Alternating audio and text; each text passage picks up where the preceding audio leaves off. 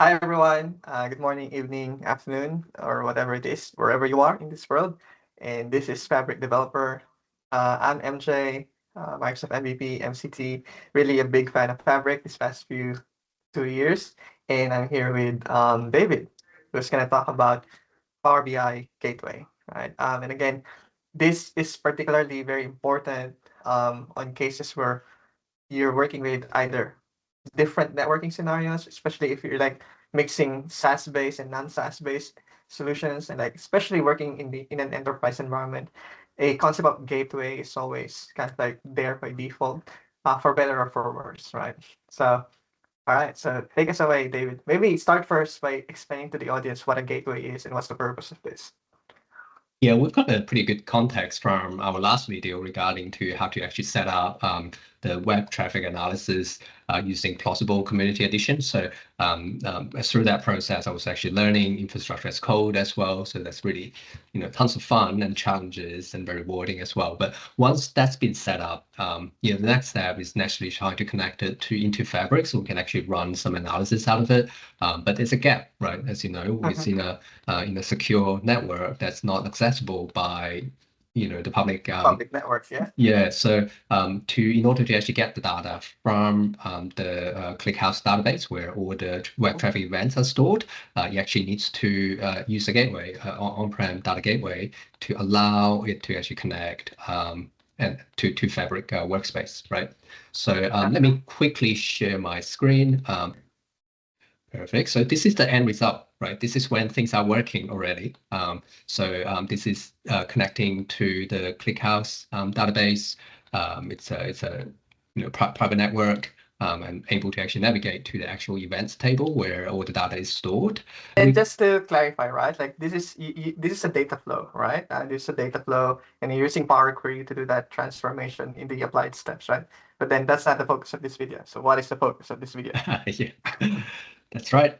So we're going to take quite a few steps back into the infrastructure as code piece. So one of the main change I've made in here is I've introduced a deploy Windows VM because the gateway actually requires a separate infrastructure. So the plausible community edition was deployed in a Linux environment server, but the actual gateway have to run on Windows VM. Windows, So yes. it requires a completely separate virtual machine.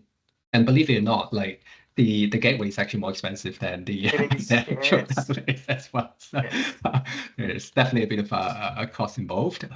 And so as you can see in here, we've got the variable. Do you want to deploy this? If you answer yes, and then there's a couple of related parameters. And down the end here, this is where the public IP, because I do need a way to actually RDP into the Windows server.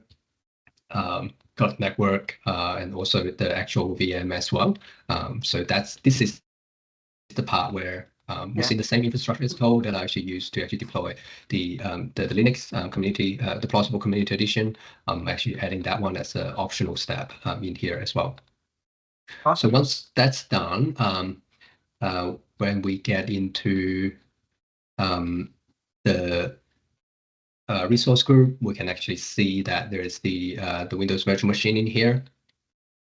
And if I go to connect, I can from here download the RDP file, which will actually allow me to remote into the Windows server. Okay. There's also an alternative approach in terms of connecting to the VM besides downloading the RDP, which is to actually use a Bastion host. So a Bastion host is basically like a managed RDP endpoint, wherein you're still connected to the website of Azure, right? But then it's just like you're virtualizing the VM itself within the browser. So all of your sessions, your RBAC policies, and like you as person logged into that tenant, you inherit all of those claims. Okay. Well, that's interesting. I'll try that a bit later. Yeah.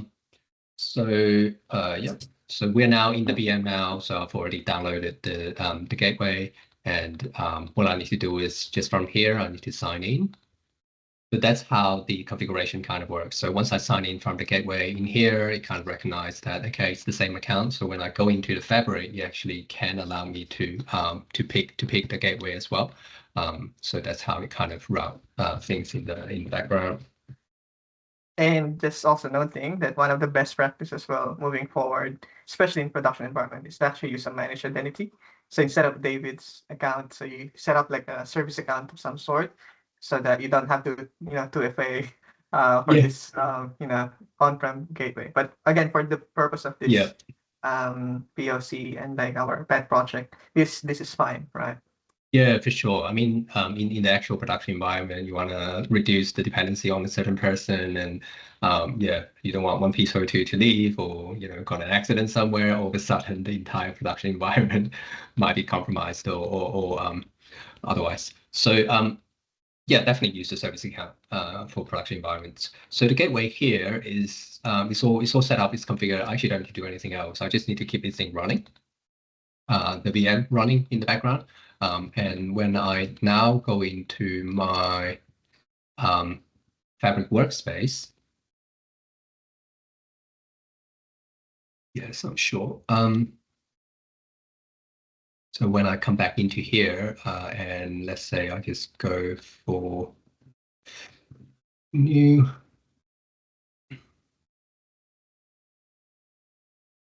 and I want to go more ClickHouse. So here is where I put in the server IP address, the port, the database if needed, but it asks for a gateway, right? So this is where I can actually select the gateway that's sitting in the VM, and I can actually then connect to it. And so yeah, that's how That's it here. the gateway kind of works. It plays a critical role if your data is not sitting in a Azure cloud native data infrastructure. Like for example, if Azure SQL, you don't need to worry about gateway. But if it's on-prem or if it's sitting in a virtual network, then Yeah. definitely like you still need a gateway. Yeah, exactly. And the thing is, back then, even when, let's say, you're trying to establish a other cloud connection, meaning, let's say, particularly Snowflake, right, in AWS, right? If you have a Snowflake instance set up in AWS, and then because Power BI again is the most loved BI reporting tool out there, right? Like no one can compare. Now, most of the time, you need to set up a gateway in order to ingest that data from Snowflake within AWS. But now Yeah, we now have mirroring, shortcuts, yeah. one lake, and those kind of things. So one less thing to worry about. But again, there are still some use cases, especially in on-prem environment, that might still be using gateway. But there's also a different approach moving forward, which is the open mirroring, which is kind of like in preview at the moment. But I think that's the path forward with all of these gateways. So yeah, Yeah, definitely looking forward to something like we mentioned, like I mentioned at the beginning, like the cost of the VM is actually more yeah, than the application side of things. So it yeah, does feels a exactly. little bit unnecessary, right? Like it's Yeah, like I and just want to that's connect to the why. data. That's all. Like why? Exactly. That's why that's the one value proposition of having a fabric capacity, right? Like you want that fabric capacity fully utilized, or at least really utilized. And instead of having separate VM doing gateway and stuff like that, that's why another workload that can happen within that capacity is the open mirroring. So yeah, I think fabric is really nailing things, and I really like where they're going. But yeah, like I think it's still very important to know where it came from. And this technology here that we're looking at is gateway. Um, and by the way, this is still very reliable and very fast. So that's something we also want to mention to the audience. Yep, 100%. All right, awesome. All right, thanks for showing that, Dave, and see you in our next videos, peeps. Thanks all. Thanks, MJ. Thank you. Bye bye.